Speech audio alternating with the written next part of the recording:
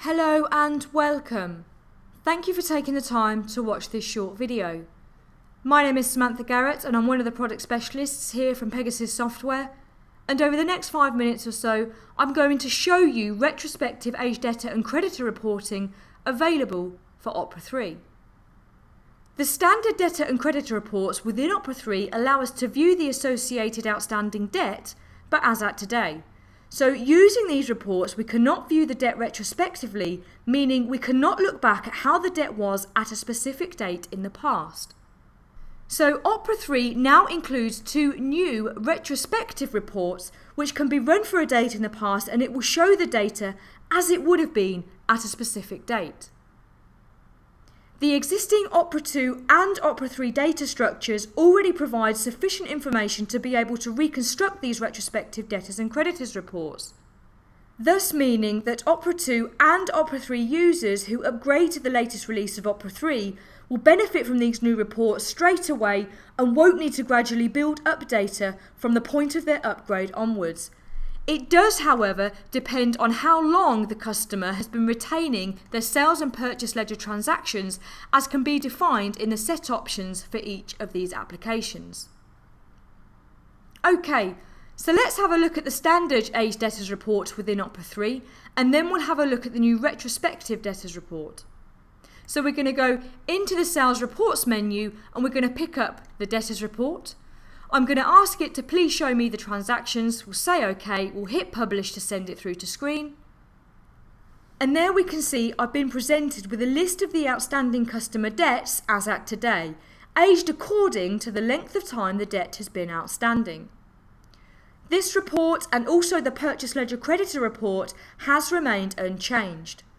Many of our customers are perfectly happy with the way these reports currently work, and they will remain completely unaffected by the new reports that have been introduced, so they can simply continue to produce these reports in exactly the same way as they always have done. However, if I'm required to look back at a previous date, I need to be able to rerun my debtors report as it was at that point in time.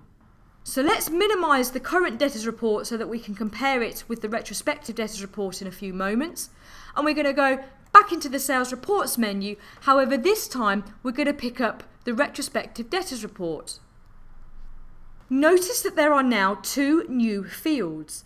The first, produce report as at. This field will always be enabled and mandatory and defaults to the current Opera 3 system date. However, it can be set to a date in the past, but cannot have a date greater than the current Opera 3 system date. So note that I'm still able to use this new form to run a report as at today. I'm going to say that I'd like to rerun my debtors report as it was at the 31st of July 2010. I'm going to ask it to please show me the transactions. The second of the new fields is date of the last period end. This field will always be disabled and will default to the date the user performs their last sales ledger period end. It's used to identify whether a historical as at report still falls within the current sales ledger period. This is essential for handling advanced postings. If you require further detailed information, you can very easily select the help icon on each of the Opera 3 forms, which will load the relevant information based on where you're sat within Opera 3, in this example, the retrospective debtors report. So let's say OK, we'll hit publish to send this report through to screen, and there we can see I've been presented with my retrospective debtors report as at the 31st of July 2010.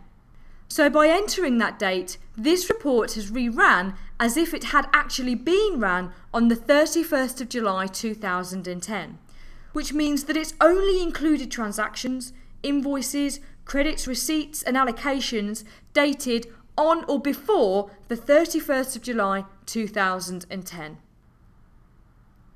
So if we minimise this report as well, we can see that the figures are significantly different to the debtors report that we ran as at today. All of these functions are available within the purchase ledger as well. So if we close these reports down and we'll go into the purchase reports menu, however, this time we're going to pick up the retrospective creditors report. Again, I'm going to choose to produce this report as at the 31st of July 2010.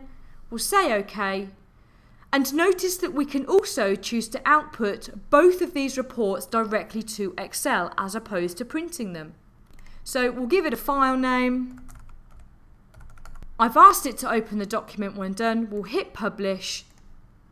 And there we can see it's popped the retrospective creditors report as it was at the end of July directly out into Excel.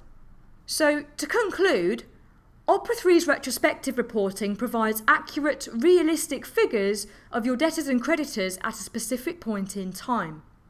It allows us to rerun both the debtors and creditors reports. So as an example, perhaps we wanted to rerun the debtors report as at the end of last month, but most importantly, this report shows the outstanding debt exactly as it was at the end of last month. So any new invoices or credits raised, payments received and allocated are all omitted from the report, so the data on the report is the same as if the report had been run at that specified time. Thank you for taking the time to watch this short video on Opera 3's retrospective aged debtor and creditor reporting. For further information, please contact a Pegasus partner or visit pegasus.co.uk.